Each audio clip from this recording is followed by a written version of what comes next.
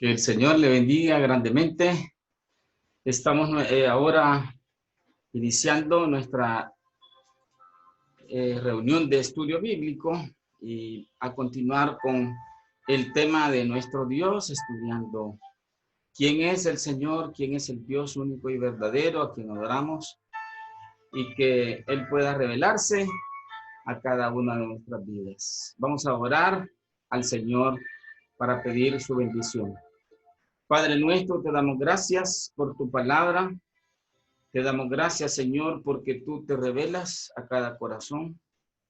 Pedimos, Señor, que puedas hablar a nuestra vida, que podamos conocerte como ese Dios único y verdadero, todopoderoso, que puedas darte a conocer, Señor, a nuestra vida, que te reveles, Señor, con poder por tu Espíritu Santo y tu palabra. En el nombre de Jesús. Amén. Bueno, continuamos estudiando entonces a nuestro Dios y hemos hablado del tema de la soberanía de Dios. Y entonces dentro de la soberanía de Dios hay algunos aspectos importantes que es necesario considerar, ¿verdad? Porque soberano quiere decir que Dios es pues el que está sobre todas las cosas y Él hace lo que quiere, cuando quiere, como quiere y con quien quiere. Y eso significa que Él es soberano, ¿verdad? Que Él está sobre toda autoridad, como dice la Escritura, sobre todo poder y señorío y sobre todo nombre que se nombra en los cielos y en la tierra. Así que vamos a hablar de la soberanía de Dios en algunos temas importantes de la vida cristiana. La elección soberana. ¿Qué es la elección? Pues el acto en el cual Dios elige a quienes Él quiere salvar por medio de la sangre de Jesucristo, como la palabra del Señor lo enseña. Muchos cristianos profesan creer en la soberanía de Dios, pero se rehúsan a concederle que obre en algunas áreas. La muerte es asignada a la categoría de la soberanía de Dios, pues no tenemos control alguno sobre ella. Y entonces cuando alguien muere, ¿verdad? Las personas dicen, bueno, hay que aceptar la voluntad de Dios, era la voluntad de Dios y así es, porque dice la Biblia, ¿verdad? De la manera que está establecido para los hombres que mueran una vez y después de esto el juicio, dice. Entonces quiere decir que Dios sabe el año, el mes, el día, la hora y hasta el segundo en que nuestro corazón se va a detener, que nuestro cerebro ya no va a funcionar. Y todos estamos conscientes de eso, que Dios es el que decide, el que tiene derecho sobre la vida de las personas. También los desastres son considerados materia de la soberanía divina sobre los cuales incluso los incrédulos se refieren a ellos como obras de Dios. Por ejemplo, la erupción de un volcán o una inundación, ¿verdad? A través de un ciclón o un huracán, cuando hay incendios, por supuesto, no provocados por el hombre, sino por un rayo, cuando hay un terremoto, un aluvión, diferentes, entonces, eventos, ¿verdad?, que se dan en la naturaleza, la gente sin problema acepta que es voluntad de Dios, pero ellos rehúsan otorgar a la soberanía de Dios el asunto de la salvación de los pecadores, aunque ese rechazo podría cambiar el hecho de su soberanía, ¿verdad? El hecho de decir, no, mire, Dios en cuanto a la salvación, Él no toma la decisión, como yo predicaba antes, ¿verdad? Dios es un caballero, decía yo, porque Él no fuerza a nadie, sino que Él está esperando que le abramos la puerta, ¿verdad? Y aunque en Apocalipsis 3:20 dice, he aquí yo estoy a la puerta y llamo, recordemos que esta era una invitación a una iglesia cristiana, una de las 7 iglesias del Apocalipsis. Entonces quiere decir que ellos habían prácticamente puesto afuera al Señor para no tomar sus decisiones. Y entonces el Señor le llamaba pues a un arrepentimiento, a una reconciliación con Él. Ahora, cuando hablamos entonces de la salvación, podemos ver que quienes niegan la soberanía de Dios en ella están rechazando conceder a Dios la gran parte del crédito por el trabajo de Cristo en la cruz y la del Espíritu Santo en llevar a los hombres a la fe. Estos no admiten que Dios está en completo control, pues esto es precisamente la soberanía de Dios, que Él está en control, Él está en el trono y tiene dominio de todas las cosas que suceden. En el caso de la salvación también de los pecadores perdidos. Veamos qué decía el hermano Charles Spurgeon, que predicó en los 1800 y él se considera el príncipe de los predicadores. Él decía, si cualquier hombre es salvo, lo es por la gracia divina y solo por la gracia divina. La razón de su salvación no se encuentra en él, sino en Dios. No somos salvos como resultado de algo que hagamos o que deseemos. ¿Por qué? ¿Por qué dice él eso? Porque dice la Biblia que nosotros estamos muertos o estábamos, ¿verdad? Cuando Pablo se refiere a los creyentes, estábamos muertos en nuestros delitos y pecados. Entonces, espiritualmente una persona está muerta. Eso quiere decir que está inhabilitada para buscar a Dios, para amar a Dios, para servir a Dios, para escoger por Dios. Entonces es necesario que el Espíritu de Dios le resucite, le dé vida para poder creer en el Señor y arrepentirse.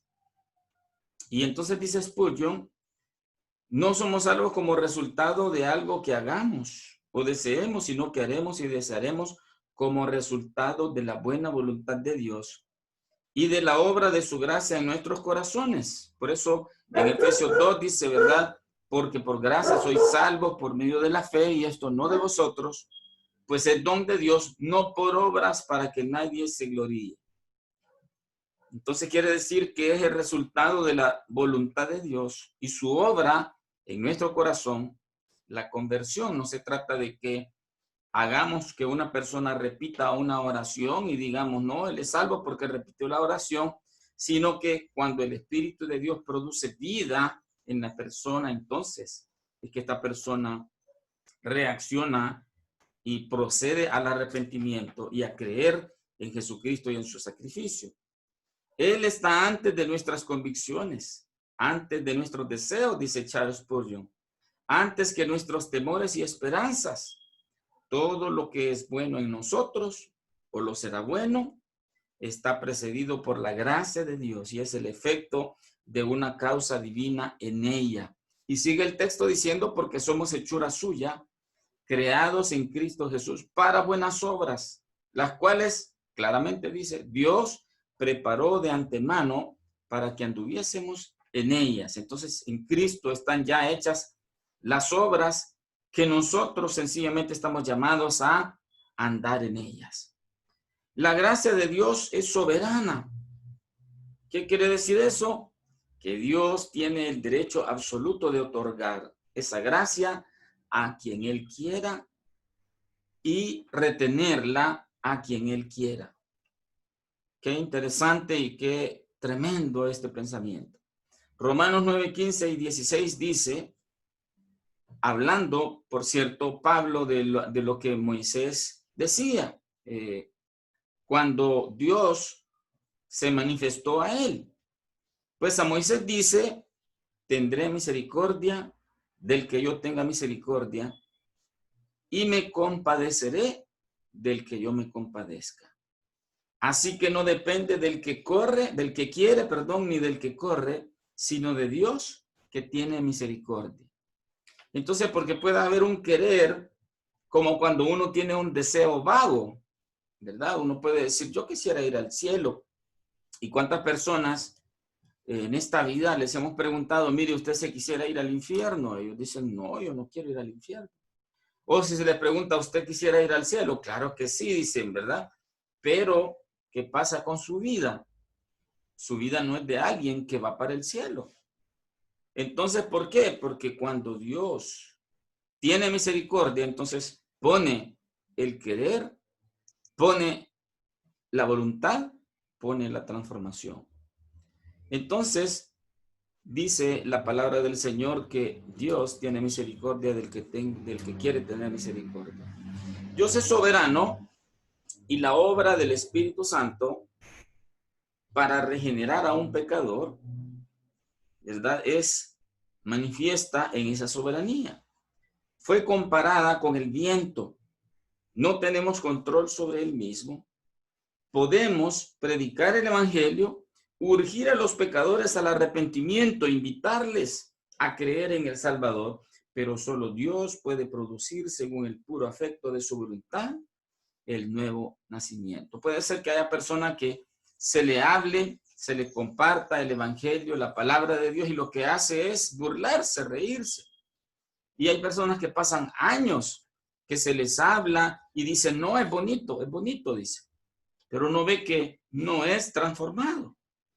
Y bueno, estuvimos escuchando el testimonio de la esposa de un pastor que comentaba que cuando ella estaba joven se había separado de su esposo y estaban a punto de divorciarse. ¿Y qué sucedió?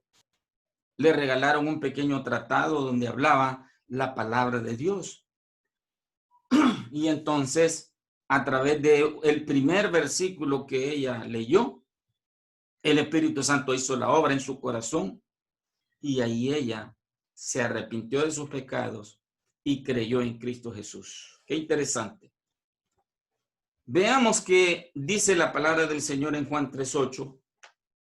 El viento sopla de donde quiere y oye su sonido, mas ni sabes de dónde viene ni a dónde va. Así es todo aquel que es nacido del Espíritu. ¿Qué quiere decir esto? Que el Espíritu sopla, ¿verdad?, en diferentes direcciones. Muchas veces uno dice, va a llover porque las nubes vienen de tal, el viento viene de tal parte, ¿verdad? Y las nubes vienen en esa dirección. Y a veces no llueve. Porque puede ser que estemos acostumbrados que cuando las nubes se ponen de tal lado, ¿verdad?, llueve, pero a veces no sucede así, sino que sucede todo lo contrario. ¿Por qué? Porque el viento sopla de donde quiere. ¿Y quién es el que quiere? El Señor. Y entonces dice, oye su sonido, pero no sabes de dónde viene ni a dónde va. Así es todo aquel que es nacido del Espíritu. No sabe de dónde viene, no sabe por qué, no sabe cómo es que él llegó a los pies del Señor. La voluntad de Dios, entonces, vemos que tiene ciertas características. Nos declara que la elección es soberana. Cada vez que pensemos en la voluntad de Dios, deberíamos considerar los siguientes aspectos. La voluntad de Dios es libre, la voluntad de Dios es soberana, la voluntad de Dios es omnipotente. ¿Qué quiere decir esto? Dios es libre porque Él hace lo que quiere, cuando quiere, con quien quiere. Él no tiene autoridad sobre Él. No hay persona que le pueda reclamar, que le pueda ordenar, porque Él es Dios. Entonces Él es verdaderamente libre. ¿Qué quiere decir esto? El hombre muchas veces trata de aparentar que es libre, pero en realidad solamente Dios es libre, porque el hombre siempre va a encontrar a alguien que esté sobre él. Y si no hay nadie sobre él, pues siempre está Dios. Pero Dios sí es libre porque Él hace lo que quiere. También la voluntad de Dios es soberana porque hace lo que está en sus designios y se dirige en ese mover de su voluntad, de sus deseos, de su propósito maravilloso como Dios. Pero también es omnipotente porque no hay cosa que se le pueda oponer, no hay persona, no hay circunstancia, ¿verdad? Como nosotros de repente queremos salir, ¿verdad? Y entonces hay un vehículo en el que nos vamos a trasladar y estamos listos, tenemos todo lo que vamos a llevar, tenemos ya el plan hecho y salimos a buena hora, pero ¿qué sucede? Al vehículo se le arruina una pieza o se le pincha una llanta o sucede un accidente o pasa, ¿verdad? Que se entrampa, por ejemplo, una chapa, ¿verdad? No podemos salir o perdimos las llaves y entonces esto cambia nuestros planes. O sucede un accidente en nuestra casa o un problema que nos hace que nos retrasemos y ya no podemos salir. Pero Dios no es así, a Él no le detiene absolutamente nada. Y por eso la voluntad de Dios es omnipotente. Nada se puede oponer a la voluntad de Dios. Dice Juan 15:16, el Señor Jesucristo hablando con sus discípulos, no me elegisteis vosotros a mí, sino que yo os elegí a vosotros y os he puesto para que vayáis y llevéis fruto y vuestro fruto permanezca para que todo lo que pidierais al Padre en mi nombre, Él os lo dé. Entonces, ¿qué está diciendo Cristo a sus discípulos? Ustedes no fueron los que dijeron, voy a seguir a Jesús, porque incluso la Biblia narra que muchas personas andaban detrás de Él, pero Él se da vuelta y les dice, ustedes me siguen porque se saciaron.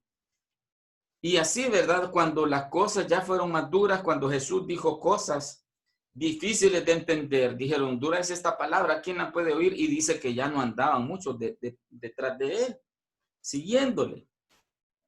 Entonces Jesucristo le decía a sus discípulos, yo los he elegido a ustedes y les he puesto para que vayan y lleven fruto y su fruto permanezca y todo lo que pidan al Padre en mi nombre, Él lo va a dar. Y entonces sabemos que Dios pone sus deseos en el creyente. Dios pone sus deseos en el discípulo verdadero, porque no se va a pedir nada que no sea la voluntad de Dios. Y cuando pedimos según la voluntad de Dios, entonces Él contesta y todo lo que pedimos en su nombre y en su voluntad, Él nos lo da. Nuevamente Charles Spurgeon escribe, no existe atributo más consolador para sus hijos que la soberanía de Dios. Bajo las circunstancias más adversas, en los desafíos más severos, ellos creen que la soberanía ordenó su aflicción, que la soberanía los domina y que la soberanía les santificará a todos. No existe otra cosa por la que sus hijos deban contender más que la doctrina de su maestro de la creación, la majestad de Dios sobre toda la obra de sus manos, el trono de Dios y su derecho a sentarse en aquel trono. Por otra parte, no existe doctrina más odiada por los mundanos.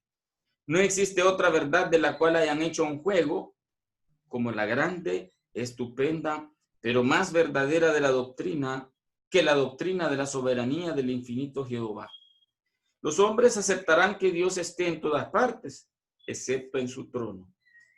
Es en él que está Dios sentado en quien confiamos. Entonces, mire qué interesante, ¿verdad? Los hijos de Dios, dice, debemos contender por esa doctrina de nuestro maestro, su majestad, que Él está en su trono, que Él tiene el derecho de estar en ese lugar. Y entonces la gente que no conoce a Dios odia esa doctrina, odia esa declaración de la palabra de Dios, porque dicen, bueno, yo no creo en que Dios esté, ¿verdad?, sobre todas las cosas. Yo no creo que eso que dice la Biblia, ¿verdad?, que no depende del que quiere ni del que corre. Entonces Dios tiene preferencia, ¿verdad? Y tenemos que ser democráticos, etcétera. Esta doctrina, dice, la soberanía de Dios, demuestra la irracionalidad y la espantosa maldad de su rechazo de corazón a poseer la soberanía de Dios en este asunto. Demuestra que usted desconoce que Dios es Dios. Si supiera esto, estaría internamente muy quieto y en silencio, humilde y calmadamente se postraría en el polvo delante de un Dios soberano y sería para usted una razón suficiente. Entonces ese es el efecto de la verdadera conversión, de entender la soberanía de Dios en ese nuevo nacimiento, que nos lleva a la humillación, al reconocimiento, a callar, ¿verdad? A reconocer y decir Dios es soberano y postrarnos en reconocimiento, en quietud, en adoración delante de ese Dios soberano. Y no hay entonces otra razón suficiente, ¿verdad? Sino reconocer Él es soberano y Él hace lo que quiere, cuando quiere, con quien quiere. Veamos en el caso de la soberanía de Dios, que tiene que ver con la regeneración. Santiago 1:18 dice, Él de su voluntad nos hizo nacer por la palabra de verdad, para que seamos primicias de sus criaturas. La regeneración es el nuevo nacimiento. Recibir por gracia una nueva naturaleza diferente en cuanto a que es vida. Porque estábamos muertos en delitos y pecados. Nuestra mente es renovada. Nuestros sentimientos, reconocemos a Dios como Señor, amo, Salvador y Padre, y nos confiere una relación con Dios como hijos, con privilegios y derechos, por medio de Jesucristo y su sacrificio. Entonces, la regeneración es esa transformación interna, el nuevo nacimiento que Dios da como resultado de su intervención en nuestra vida, por gracia, por misericordia, por su soberanía. Y entonces Él cambia desde adentro hacia afuera nuestra vida. Nos da vida, nos da entendimiento, nos da la luz, y entonces en esa mente renovada, esos nuevos sentimientos, hay un reconocimiento de Dios. Primeramente, como Señor, como Salvador, como amo, como dueño, ¿verdad? Como Padre. Y entonces allí está una relación nueva con Dios como hijos. Por medio de Jesucristo, por supuesto, porque Él hizo con su sacrificio en la cruz posible esa nueva relación con el Padre. Veamos también que la soberanía de Dios se manifiesta en la santificación. A esto también se le llama como el proceso santificador. Hay dos clases de santificación que se mencionan en la Biblia. Por un lado está la santidad posicional, o sea, cómo Cristo nos hace ver limpios y santos y justos delante de Dios. Pablo dice, ¿verdad? Nos hizo sentar en los lugares celestiales con Cristo Jesús. Eso es a nivel posicional. Dios así nos ve por medio de Jesucristo. Pero en esta vida, mientras estamos en esta tierra y hasta que muramos, somos llamados a un proceso de santificación, la santificación progresiva. Dice Filipenses 2:13, porque Dios es el que en vosotros produce así el querer como el hacer por su buena voluntad. Aunque la santificación requiere un esfuerzo humano, sin embargo, la gracia viene de Dios. Aún el querer, dice el texto, y el hacer proceden de Dios. Porque la voluntad del hombre es hacer lo contrario a la voluntad de Dios, a agradar a Dios. La voluntad del hombre se opone a los deseos de Dios y no quiere la soberanía de Dios.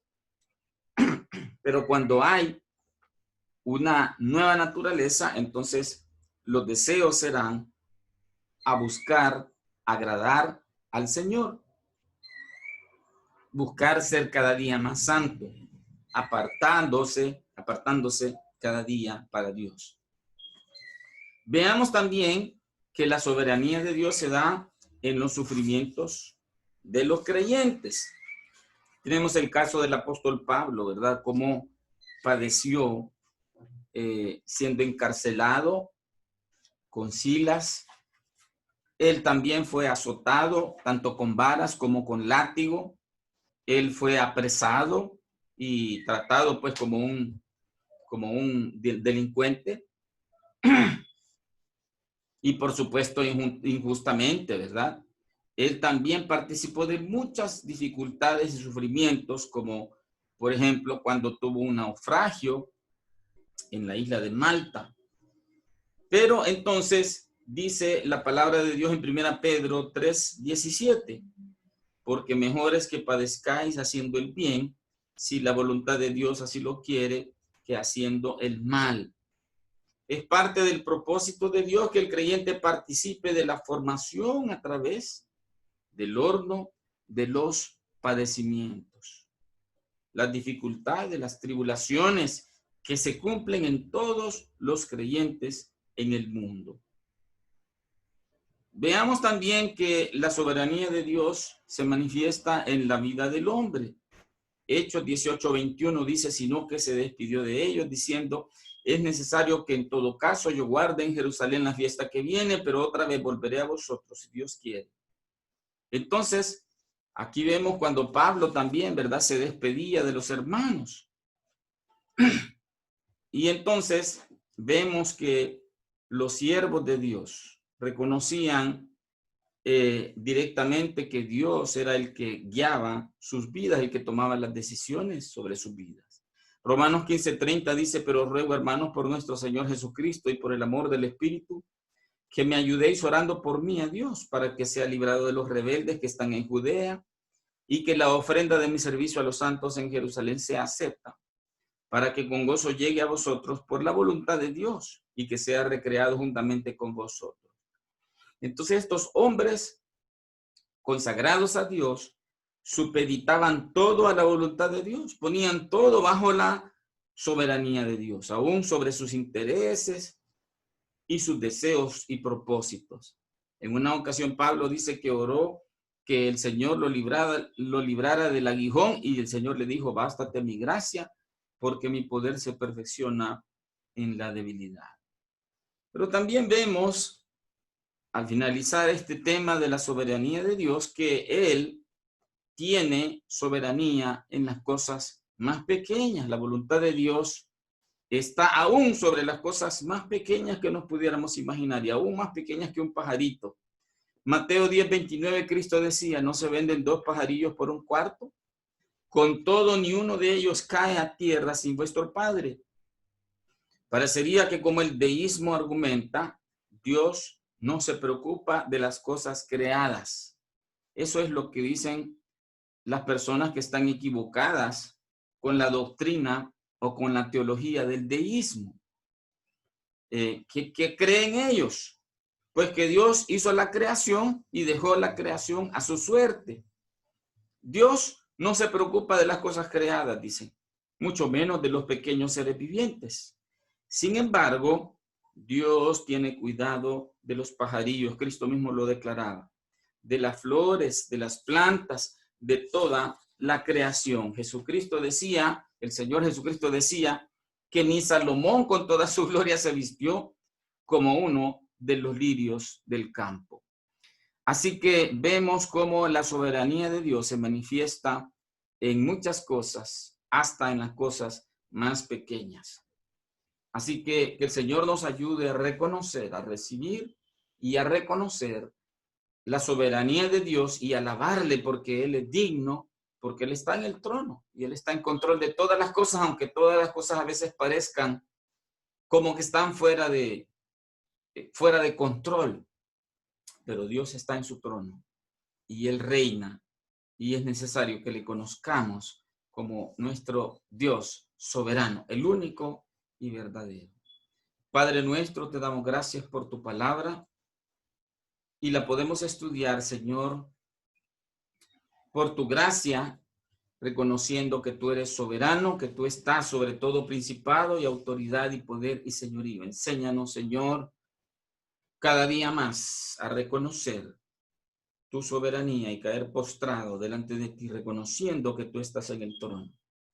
Y aquellas personas que todavía no te conocen, guíales al arrepentimiento y a la fe en Jesucristo. Revélate, Señor. Te lo suplicamos en el nombre de Jesucristo. Amén. Que el Señor le bendiga grandemente.